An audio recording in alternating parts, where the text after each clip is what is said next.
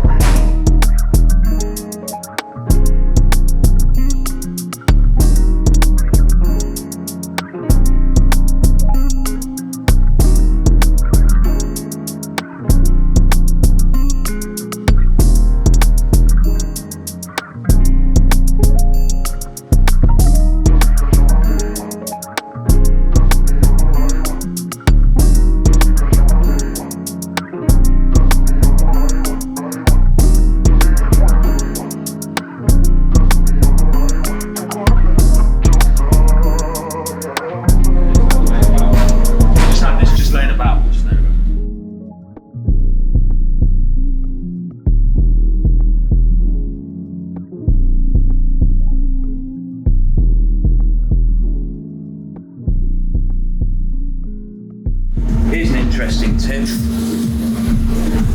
Yeah. Put a washer underneath the front of the seat bolt, and that brings the back end of the seat up and just cups your arse a bit better, especially for when you're going off-road.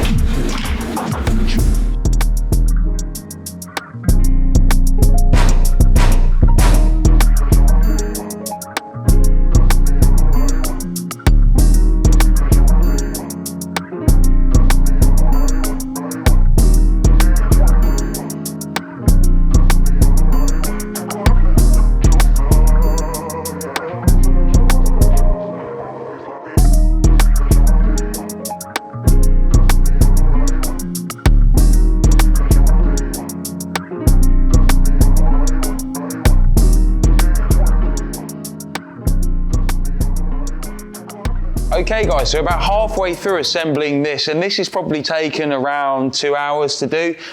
When you've got all of the right kit, literally at arm's length, it's really easy to just grab things and chuck it onto the bike. So one of the things that's completely different on this build that we've not done before is we've actually used a modified Alps Edition top yoke. Now this was a prototype top yoke that we had lying around. Again, we're trying to build this out of components that we've got lying around.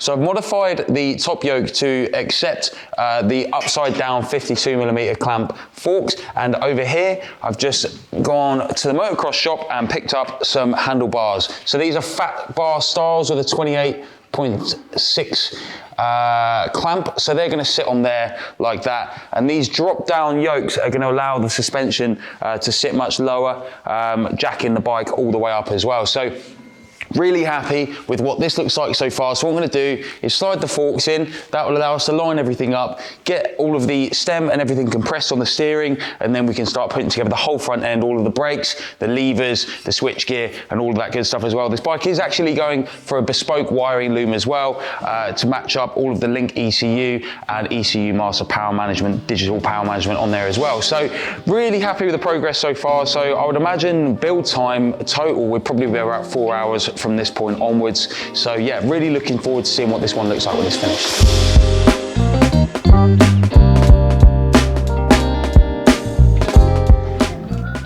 Cool.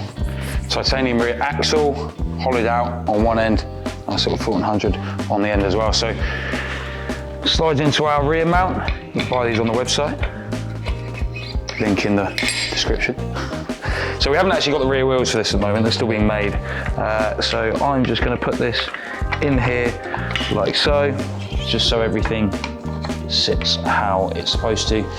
put the axle block in, that, and then that, and that can just sit there like that for now until the wheels arrive in a few days' time. Christ. Yeah, I can take that down a bit more.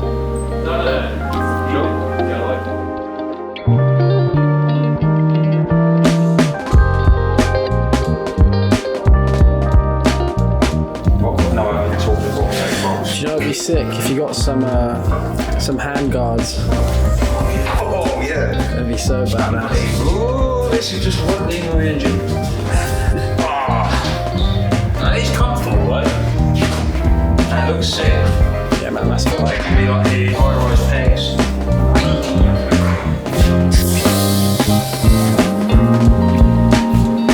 Yeah, that's so sick.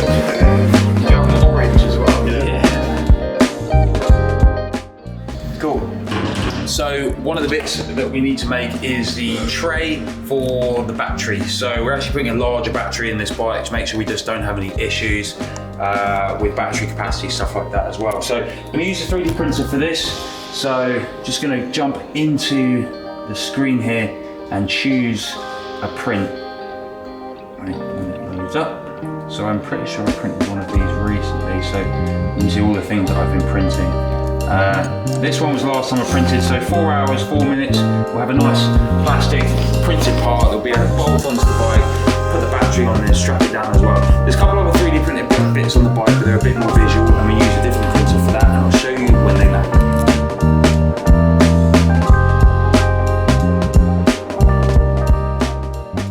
What we need to do next is put the exhausts on. Now these are some of our titanium exhausts. We have billet titanium bosses, which mount lambda sensors, and we also have wideband lambda sensors in the bottom there to make sure we got the correct air fuel ratio. But these are so light, it is absolutely insane. And as you can see, these have been run before and they get some great colors in them as well. So what we're going to do as well is have a little look in here. So in here is the battery tray that we just printed. So as you can see, it fits a nice Sure-Eye battery in there as well. Lots of power and cold cranking amps, and then we secure that in with a Velcro strap as well. So that's not the only 3D printed component on this bike as well. So round the front, we're going to be fitting one of our Thornton 100 3D printed headlight grills, and you can buy these on the website and they literally clip on just like that, and it's as simple as that. So a really nice looking product, and nice and easy to fit as well. So we needed the space for the Speedo. This is a tiny little motor gadget unit as well, so that literally just press fits in there and is held nice and tight. And then what we can do is drop the bike down, and then we can literally put this on here and clip this in the middle of the bars, and then we have a nice little finished unit which is right where we need to see it as well. So when you're sat on the bike, this is nice and right in your face as well. So got to find a route for the cable here as well. So we're going to put those exhausts on, and then we need to look at painting the fuel tank and then getting the wheels in, and then we need to sort out the wiring on the bike, and then we're nearly ready to ride it.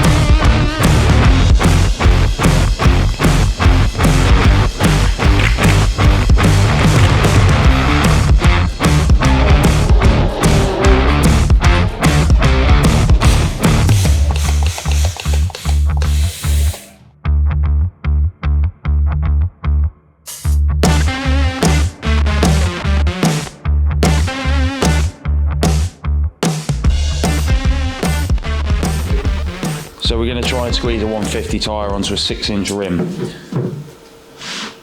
because I thought it would look gnarly and cool, but we'll see.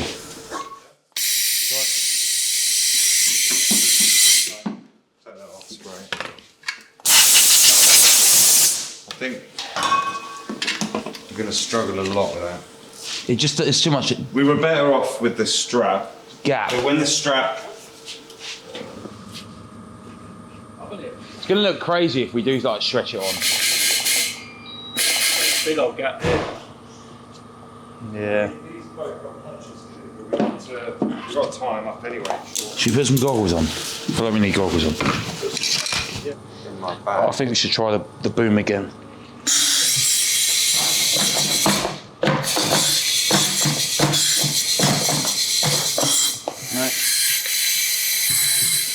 No, you need to pull. I feel like it's pumped up. There's just no way that we can win the way that. Whoa. Don't get too excited, boys. Whoa. This is incest. This is good. I'm getting hard watching. It's the biggest size stretched onto the biggest shit.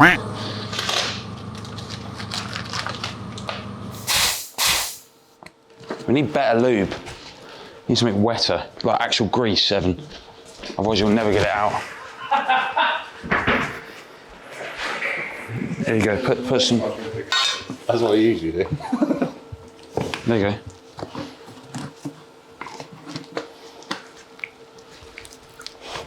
Oh, whoa.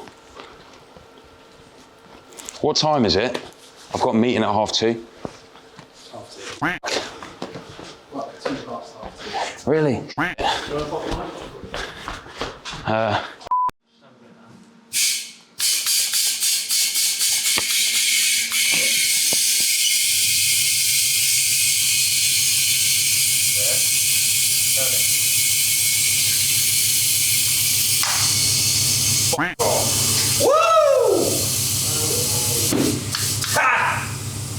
Well, so keep going, keep going, keep going. It's on, it's on. No, it's not. It is. So we need to undo that before that strap fucking explodes.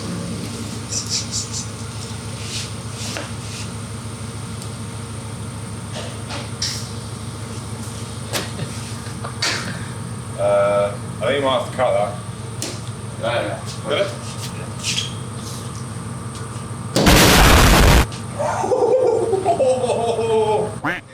Fucking break my phone.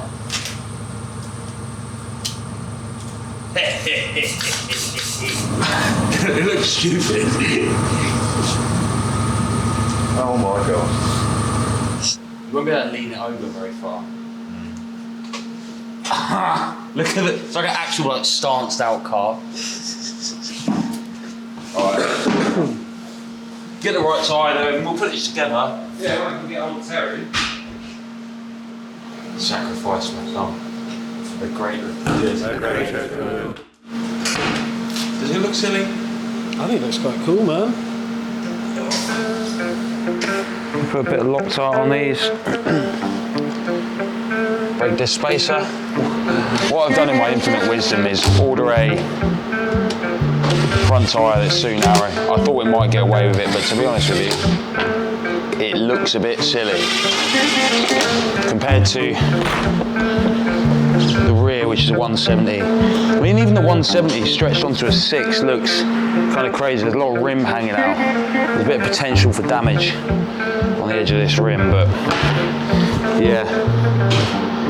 I think we'll change that out. I think we'll put a different one in it. So just get these discs on here, get these all torqued up, and get it in the bike. At least we get to have a look at what it sits like.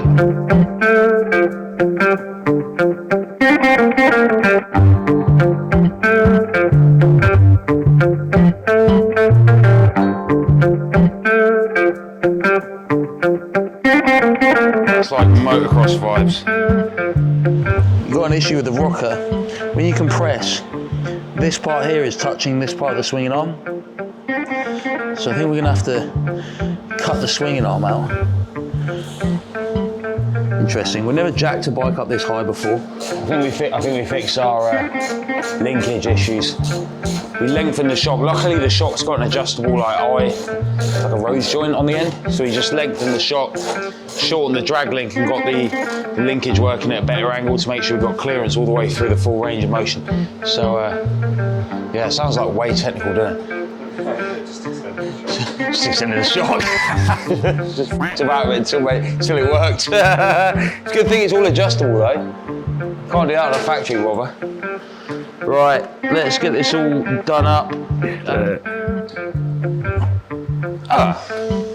I've seen custom bikes with worse side stand lead angles.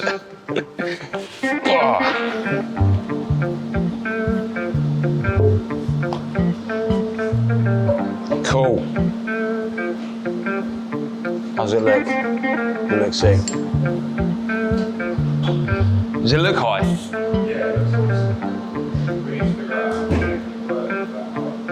It's light, isn't it? Compared to a normal bobber anyway. Huh. That looks fucking crazy, man. It looks kind of weird. It looks like it looks properly custom. It looks more custom than most of the stuff that we do. So we just got designing a 3D printed prototype mudguard over the weekend. Now I've printed it on my Ultimaker S5. However, my support settings aren't great and I've ended up with a bit of a mess. But you're not going to see it anyway. So let's chuck it on the bike and see what it's come out like. So I designed it to fit in those 2 bolts that fit on the back of the seat there. So the bolts should line up pretty good. And that should sit in there like so. So let's just whack some bolts in it quickly and see what it looks like. Gosh, right in there. Fits pretty nice so far. I think we will definitely send it off for the different type of final production printing that we get done. We could even have it made in carbon actually, that would be quite a nice carbon part. So I designed this to be quite short, super neat as well, and hopefully it all sits at the right angle as well because we did this off a 3D scan. Half the thing of bike building is just standing here staring at a bike. Does it look right? Because you kind of get sucked in. Stand back here. Looks like a Sanchez off of GTA, doesn't it? So, just finished up the front mudguard. So this is actually one of our upside down mudguards, turned around and backwards. So we've got these holes here, which are kind of redundant now, but just handmade these little things which come off the back of the headlight here and mount that, and it's pretty solid. So we've got a temporary tank, everything else is on. So you've got the rear mudguard in now as well. So the last thing to go on now is the fuel tank, and also a bit of neating up on the wires here, and then we can send it away for its wiring link. Hey. Yeah, let's see how you do under pressure. Oh, yeah, I've been wanting this forever. I've been in the field with whatever they throw at me. Brush it off, pick myself up, moving on to the better. Okay. Hey. Ain't no errors, baby, it's a new era. I wake up early, feeling rich like I'm Kesha. I get to the paper, boy. Extra, extra. Work with me, you know that I got it. Come with me, let's take a trip to the islands. We up on the jet, we'll do more than just fly on it. Stand on that hill, you gon' die on it. Boom, boom. Baby, I'm not one of them, you should try on it. Miss me with all that, I'm on it and next. Whip this up, I send you back to your ex. But good luck with that, this is big as it gets. Hey, let's see how you do under pressure. Let's see how you do under pressure. Give them a name to remember. Okay guys, so the bike is pretty much all done, and I say pretty much because we finished everything. However, the wiring loom is not complete. It's not a very interesting process from a visual point of view, so we're going to film the bike running in another video. However, we've got everything else done on the chassis and brought it to as close to the desert as we can find in the centre of the UK. So changed out the front tire. I'm really happy with what that sits like now after that whole fiasco of trying to get that fitted. What an absolute nightmare that was. Managed to get front mudguard on and also 3D printed up a really nice rear mudguard, and then got the front of the tank painted in Land Rover Libyan matte sand with the Thornton 100 decals as well as the Krieger luggage as well. Makes it look really rough and ready and hardcore. I'm super happy with what the bike looks like so far. So we've got a couple of little bits to do and then we'll be riding it in the next video. So make sure you click subscribe to check out what we get up to with this bike, and we'll see you in the next one.